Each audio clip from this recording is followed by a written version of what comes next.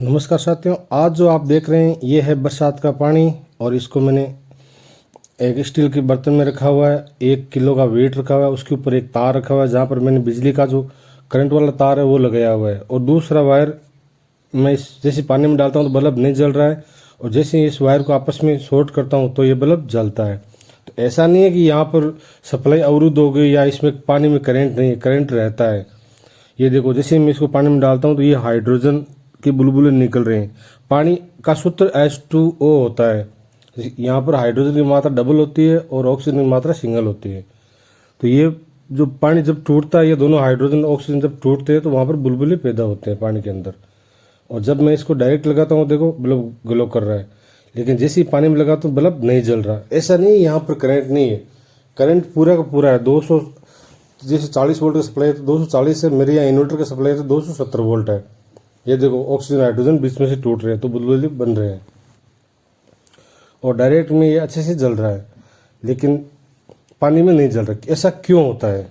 तो यही बात आज हम वीडियो जानेंगे। सबसे पहले मैं आपको बता दूं, ऐसा आप घर पर बिल्कुल भी ट्राई नहीं करेंगे, क्योंकि ये करंट है। आपसे कहीं ना कहीं कुछ ना कुछ गलती हो गया तो आपको नुकसान हो सकता है। तो इसको घर पे बिल्कुल भी ट्राई नहीं करें। मैं आपको बता देता हूँ क्लियरली, जो इसमें चीज़ घट रही, जो घटना घट रही है वो भी बता दूंगा मैं। इस पानी को बैटरी में डाला जाता है। अगर ये इसमें सप्लाई नहीं होती, बारिश के पानी में अगर सप्लाई नहीं होती तो ये बैटरी में नहीं डाला जाता। सप्लाई रहेगी तो ये बैटरी में काम करेगा, नहीं तो ये बैटरी में भी काम नहीं करेगा। और पीने के लिए सर्वोत्तम है, क्योंकि इसमें वैसे तो मिनरल बहुत कम है, ये ना के बराबर है, लेकिन जब ज़मीन पर गिरता है, जब इसको स्टोर किया जाता है तो इसमें वो मिनरल भी ऐड हो जाते हैं। तो अभी आप देख पा रहे पानी में नहीं जल रहा, लेकिन जैसे ही मैं जो मेरा डब्बा है या इसको टोपिया बोलते हो, इसके आगे पीछे कहीं टच होता है तो ये बल्ब जलता है। तो हम सबसे पहले इसके वोल्टेज चेक करते हैं। तो वोल्टेज इसमें आप देख पा रहे हैं 270 वोल्ट यहाँ पर सप्लाई आ रहा है, लेकिन जब पानी में लगाता हूँ तो ये सेम वोल्टेज मुझे यहाँ पर भी मिल रहा है, 270 वोल्ट। तो ऐसा मत सोचना इसमें करंट नहीं है, बल्ब नहीं जल रहा तो इसमें करंट नहीं है। इसमें ज़बरदस्त करंट होता है। आपने बारिश के टाइम में देखा होगा, कहीं पर तार टूट जाता है, पानी के अंदर गिर जाता है, वहाँ पर जितने भी पशु होते हैं वो सब के सब मारे जाते हैं। मारे वही जाते हैं जो करंट, जो तार होता है उसके ज़्यादा संपर्क में होते हैं। जैसे जैसे दूरी बढ़ती जाएगी तो उसका करंट भी कम होता जाता है। ऐसे मान के चलो, अगर बड़ी लाइन है, उसका तार समुद्र में गिर गया तो पूरे समुद्र में करंट आ जाएगा, ऐसा नहीं होता। कुछ दूरी तक होता है इसका, आगे जैसे जैसे दूरी बढ़ती जाती है इसका वोल्टेज कम होता जाता है। तो ऐसा कुछ सिस्टम है। और इसमें अभी ये जो बल्ब था पहले वाला, वो मान लो 60 वाट का था या 100 वाट का था, लेकिन ये एलईडी 9 वाट का है। तो ये एलईडी आराम से ग्लो हो रहा है। ये एलईडी अभी 70 या 80% ही ग्लो हो रहा है, क्यों पूरा ग्लो नहीं हो रहा। वोल्टेज तो इसको पूरे मिल रहे हैं, लेकिन एम्पियर बहुत कम मिल रहे हैं। एलईडी को ज़्यादा लोड की जरूरत नहीं होती, इसलिए एलईडी जल जाती है। ये 9 वाट का एलईडी है। 100 वाट के जो अपना हेलोजन बल्ब है उसकी बराबर रोशनी देती है, और उससे रोशनी अच्छी भी देती है। तो अब देखो 100 वाट कहाँ 9 वाट, तो इसको लाइट बहुत कम चाहिए, और कम लाइट में ये ग्लो हो रही है, जो कि आपने अभी देखा। और वोल्टेज में दोनों के आपको दिखा रहा हूँ, वोल्टेज सेम है, एम्पियर थोड़े स्लो हो जाते हैं। ये देखिए, ये बल्ब ग्लो हो रहा है। जैसे ही मैं इसको डायरेक्ट लगाता हूँ तो इसका जो ग्लो है वो और ज़्यादा बढ़ जाता है। तो अभी पहले वो बल्ब हेलोजन अभी भी नहीं जलेगा, और लास्ट में इस वीडियो में हम हेलोजन बल्ब को ही जलाएंगे।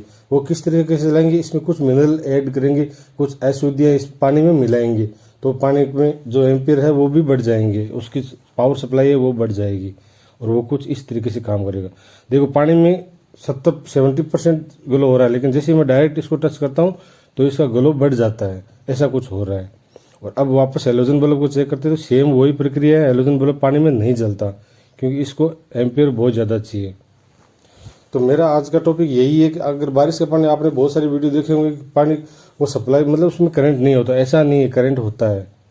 यही मैं साबित करने के लिए ये वीडियो लेकर आया हूँ, और आपको दिखा रहा हूँ वोल्टेज मल्टीमीटर की मदद से दिखा रहा हूँ, एलईडी बल्ब जला के दिखा रहा हूँ। हाँ, हेलोजन बल्ब नहीं जलता, ये मानता हूँ मैं, लेकिन अगर इसमें कुछ मिलाऊंगा मैं अलग से, जैसे नमक ऐड किया या कुछ भी अशुद्ध चीज़ मिला देता हूँ, तो इसमें जो इसका पावर है वो बढ़ जाता है, और जो सप्लाई है उसमें एम्पियर की मात्रा बढ़ जाती है।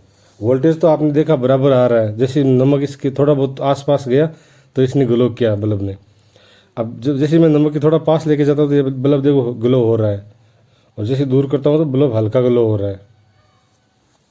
ये देख रही, यही पानी है, थोड़ी देर पहले इसमें कोई बल्ब नहीं जल रहा था। तो ऐसा कुछ सिस्टम होता है, इसमें कुछ मिनरल या कुछ और जो जो कि ख़राब चीज़ है उसको हम ऐड करते हैं तो उसमें सप्लाई बढ़ जाती है और कुछ इस तरीके से काम करते हैं। यहाँ पर अगर पेंसिल के टुकड़े को घिस के डालूंगा तो भी इसमें बल्ब ग्लो करेगा। कुछ भी चीज़ जो अपना पानी का जो पावर है पानी के अंदर एम्पियर का बढ़ाने का काम करती है वो सारी कुछ भी चीज़ इसमें ऐड करते हैं तो बल्ब ग्लो करेगा ही करेगा। पानी के अंदर आपको मालूम है H2O होता है, हाइड्रोजन और ऑक्सीजन दोनों का मिश्रण होता है, तभी बारिश होती है और तभी वो पानी बनता है। तो उस पानी में जो सप्लाई है वो कम होती है, हालांकि होती तो है लेकिन कम होती है। तो आज का टॉपिक में बस मैं यही बताना चाहता था कि जब बारिश का पानी होता है तो आपने बहुत सारे वीडियो देखे बल्ब ग्लो नहीं होता, तो इस चक्कर में उसमें हाथ मत लगाना, उसमें बहुत करंट होता है, बहुत ही ज़्यादा करंट होता है। और मैं खुद ही जहाँ पर बैठा हूँ वहाँ पर प्लास्टिक का चेयर है और मैंने जूते पहन रखे हैं, जूतों के नीचे भी एक प्लास्टिक का छोटा टेबल है। मेरा अर्थ से कोई संपर्क नहीं है, इसलिए मैं इसको हाथ से टच कर रहा हूँ क्योंकि मैं पूरी सेफ्टी के साथ काम कर रहा हूँ। आप ऐसा घर पर बिल्कुल भी ट्राई नहीं करें, आपसे कहीं ना कहीं चूक हो जाएगी तो आपको उसका बहुत नुकसान हो जाएगा और उसकी भरपाई आपको ही भरनी पड़ेगी। तो ऐसा घर पे आप बिल्कुल भी ट्राई ना करें। जब मैं इसमें पूरा नमक ऐड कर देता हूँ तो आप देख पा रहे हैं बल्ब का ग्लो इस तरीके से बढ़ जाता है। और जैसे जैसे मैं नमक पूरा घोड़ा नहीं है, अभी इसका घुलन प्रक्रिया चालू है लेकिन थोड़ा ही घुला है। जैसे मैं इस वायर को थोड़ा दूर करता हूँ तो इसका ग्लो कम होता है, जैसे नमक जिधर ज़्यादा घुला हुआ उधर लेके जाता हूँ तो इसका ग्लो बढ़ जाता है। ऐसा कुछ अभी देखो यहाँ से बल्ब बहुत कम ग्लो कर रहा है। तो ऐसा कुछ सिस्टम इस पानी का है। तो ऐसा मत सोचना कि बारिश के पानी में कुछ करंट आगे सप्लाई नहीं होता, पूरे पानी में करंट रहता है। जैसे जैसे दूरी बढ़ती जाती है इसका करंट कम होता जाता है, ये ज़रूर है।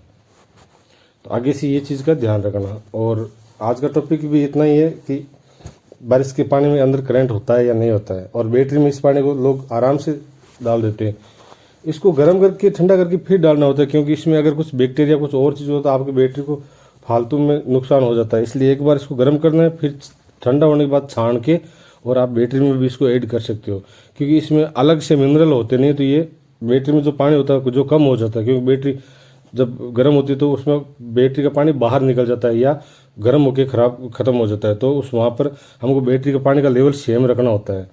तो सेम रखने के लिए हम ये बारिश का पानी भी उपयोग में ले सकते हैं, कोई दिक्कत नहीं है।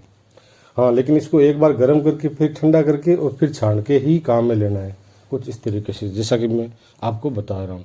और इसमें और कुछ ऐड करना नहीं, नमक तो मैं सिर्फ बल्ब जलाने के लिए आपको ऐड करके दिखा रहा हूँ, वैसे नमक ऐड करने की जरूरत नहीं। बैटरी में पानी डालते हो तो जैसे पानी है बारिश का पानी सेम वैसा ही आपको अंदर बैटरी में डाल देना है। और जब आकाश में बिजली कड़कती है तो उस बिजली का वोल्टेज कितना होता होगा, तो ये मान के चलो कि आपके घर में 240 वोल्ट का बिजली आता है, तो जो आकाश का बिजली है उसका 1 लाख से 3 लाख तक वोल्ट हो सकता है। तो आप सोच सकते हो कितना हानिकारक होगा।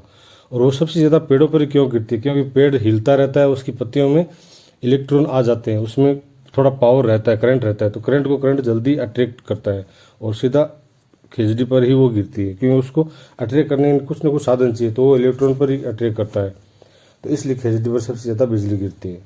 आप मेरा वीडियो देखते थे हो लेकिन अभी तक ज़्यादा रिस्पॉन्स मिला नहीं है।